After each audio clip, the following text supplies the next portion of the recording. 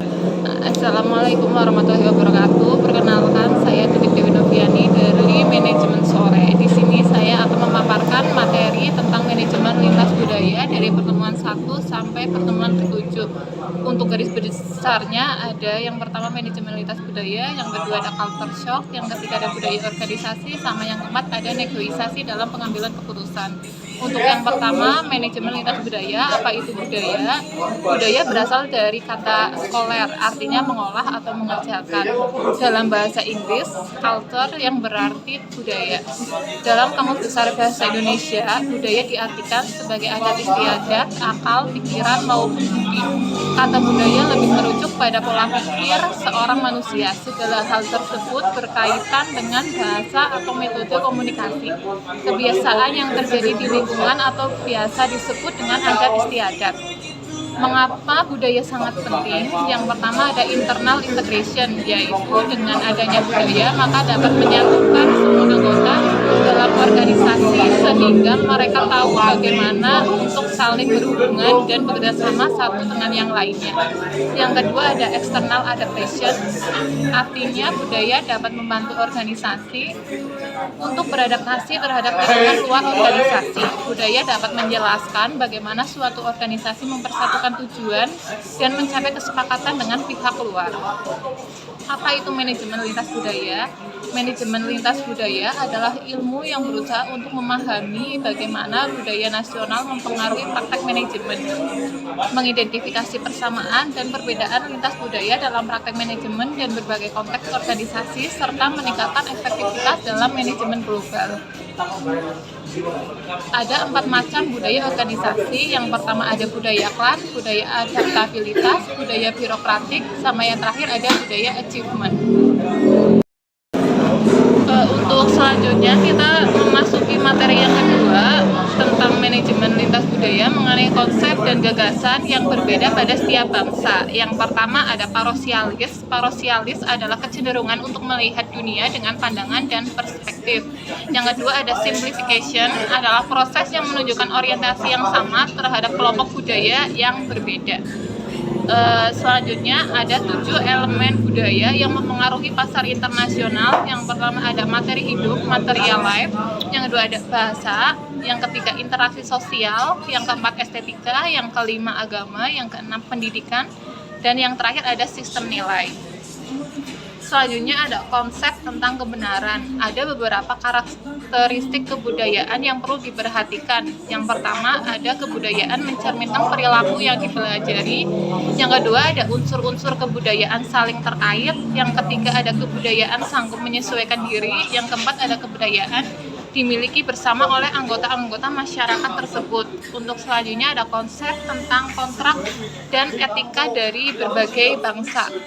Untuk definisinya sendiri mengenai etika adalah pandangan manusia dalam berperilaku menurut nilai-nilai atau ukuran-ukuran yang baik.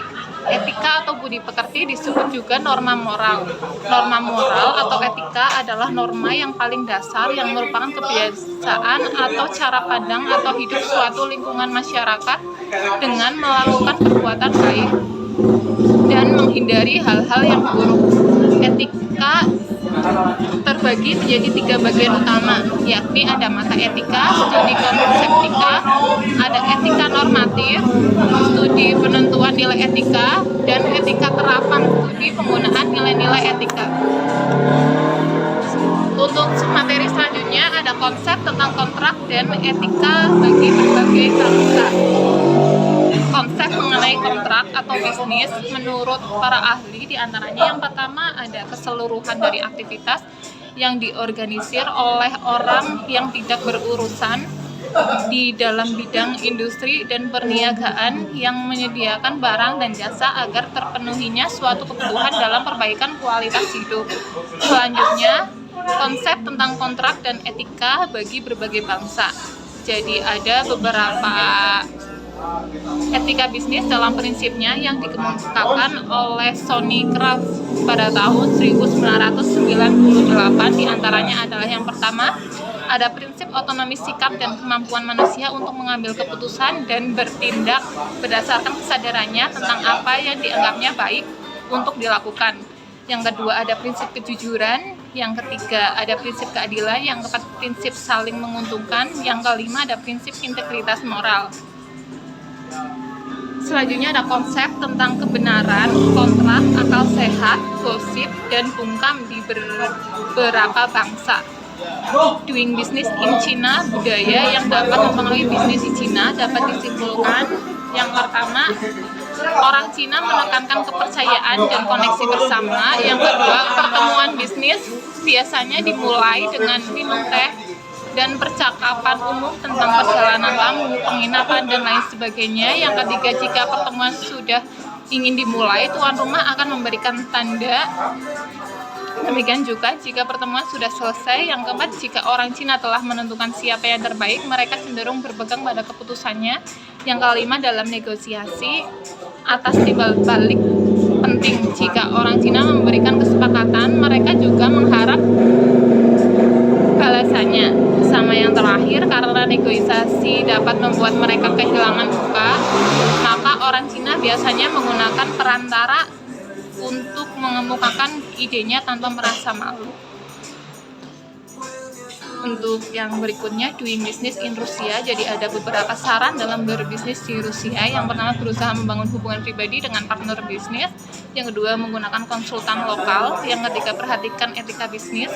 Yang keempat, bersabar. Bersabar di sini dimaksud jika ingin mengerjakan sesuatu di Rusia akan memakan waktu berbulan-bulan. Orang yang biasanya mengerjakan sesuatu dengan tergesa-gesa biasanya akan mengalami kekecewaan. Yang terakhir, tekankan pada eksklusivitas. Orang Rusia biasanya menyukai pertemuan eksklusif dan biasanya bernegosiasi dengan banyak perusahaan sebelum memutuskan salah satunya. Untuk selanjutnya ada doing business in India. Jika melakukan bisnis di India, ada beberapa kebiasaan yang sangat berguna. Di antaranya, yang pertama, dalam pertemuan harus datang tepat waktu. Yang kedua, sebaiknya tidak menanyakan pertanyaan pribadi, kecuali kalau rekan bisnis merupakan rekan dekat atau teman dekat. Terus yang ketiga, gelar merupakan hal yang penting sehingga orang yang mempunyai gelar doktor atau profesor harus dicantumkan. Yang keempat, penunjukan kasih sayang terhadap sesama dipertimbangkan tidak sopan sehingga tidak disarankan untuk menepuk punggung atau menyentuh orang lain. Yang kelima, menunjuk seseorang biasanya menggunakan dagu. Yang keenam, ketika makan atau menerima barang biasanya menggunakan tangan kanan karena tangan kiri dipertimbangkan sebagai tangan yang kotor. Yang ketujuh, menawar barang dan jasa merupakan hal yang biasa, lain dengan tradisi barat yang menganggap penawaran sebagai tindakan yang kasar. Untuk selanjutnya ada kesimpulan yang terdapat banyak perbedaan kebudayaan antar negara sehingga bagi para manajer yang berskala internasional perlu melengkapi dengan pengetahuan tentang berbagai kebudayaan di berbagai negara. Hal itu dilakukan untuk mempermudah pengembangan industri atau usaha yang akan memberi hasil yang optimal dalam hal return yang akan diperoleh.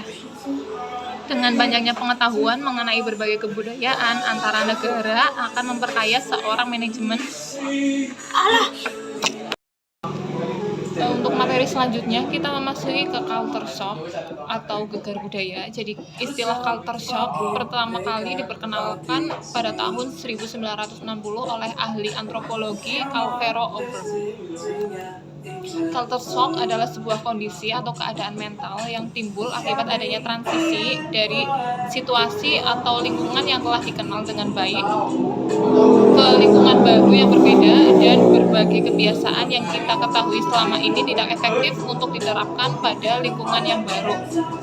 Dampak dari culture shock sendiri, yang pertama, dapat menimbulkan berbagai kondisi yang mempengaruhi kondisi fisik dan mental seperti kelelahan dan disorientasi arah. Yang kedua, menimbulkan berbagai macam stresor yang memerlukan penyesuaian. Stresor dapat berupa masalah komunikasi, isolasi, kesulitan dalam penyesuaian diri. Selanjutnya ada berbagai reaksi ketika mengalami culture shock. Yang pertama ada sikap pesimis terhadap lingkungan baru, bingung dan disorientasi, takut terhadap penolakan, sakit perut dan sakit kepala, homesickness, merindukan keluarga dan teman, takut kehilangan status atau kehilangan rasa percaya diri, dan yang terakhir mengalami kecemasan. Untuk materi selanjutnya mengenai manajemen lintas budaya, ada budaya organisasi. Budaya organisasi sendiri yaitu sistem berbagai arti yang dilakukan oleh para anggota yang membedakan suatu organisasi yang satu dengan organisasi yang lainnya. Ada 7 karakteristik utama dari budaya organisasi. Yang pertama ada inovasi dan pengambilan risiko. Yang kedua, memperhatikan detail. Yang ketiga, orientasi pada hasil. Yang keempat, orientasi pada orang. Yang kelima, orientasi pada tim, keagresifan, dan yang terakhir ada stabilitas. Selanjutnya ada 3 tingkat budaya organisasi. Yang pertama, budaya organisasi yang tampak atau visible. Yang kedua ada budaya organisasi yang tidak tampak atau invisible. Sama yang ketiga ada keyakinan yang paling dalam atau asumsi-asumsi yang tersembunyi. Untuk selanjutnya ada budaya kuat lawan budaya lemah mengenai perbandingannya. Untuk budaya yang kuat, suatu budaya yang nilai luhur secara intensif dianut dan disebarkan secara luas. Sedangkan budaya lemah, sebaliknya, dalam menanggapi survei manajemen, para pekerja memiliki opini yang besar atau opini yang sangat besar variasinya. Untuk selanjutnya, budaya versus formalisasi. Formalitas yang tinggi akan menciptakan prediktabilitas, ketertiban, dan konsistensi. Apa yang dilakukan oleh budaya? Yang pertama, budaya menciptakan iklim, dimensi budaya yang etis, budaya dan inovasi, budaya sebagai suatu aset, budaya sebagai sebuah kewajiban, dan yang terakhir, fungsi dari budaya itu sendiri. Untuk materi selanjutnya atau materi yang terakhir, manajemen lintas budaya, yaitu mengenai negosiasi dan pengambilan keputusan dalam bisnis internasional. Yang pertama adalah proses negosiasi. Negosiasi adalah salah satu hal yang umum dilakukan dalam dunia profesional. Apa saja proses-proses dalam melakukan negosiasi? Proses-prosesnya meliputi yang pertama ada persiapan dan perencanaan. Yang kedua ada mendefinisikan aturan-aturan pokok. Yang ketiga, klarifikasi dan justifikasi. Selanjutnya ada penawaran dan pemecahan masalah. Dan yang terakhir, menutup negosiasi dan implementasi. Budaya dan organisasi. Selanjutnya mengenai budaya dan negosiasi berkaitan dengan taktik dan strategi.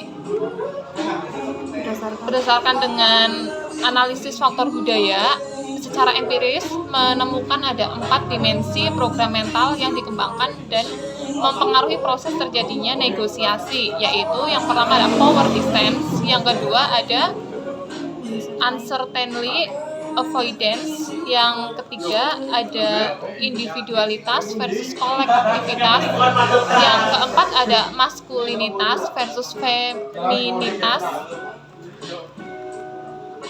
dan selanjutnya adalah mengenai kesimpulan dari pemaparan mengenai negosiasi adalah kita bisa menyimpulkan bahwa budaya memegang peranan penting dalam suatu negosiasi apabila apalagi negosiasi yang terjadi lintas budaya dan lintas negara. Selanjutnya mengenai demikian materi yang dapat saya sampaikan mengenai manajemen lintas budaya dari pertemuan ke-1 sampai pertemuan ke-7. Terima kasih. Wassalamualaikum warahmatullahi wabarakatuh.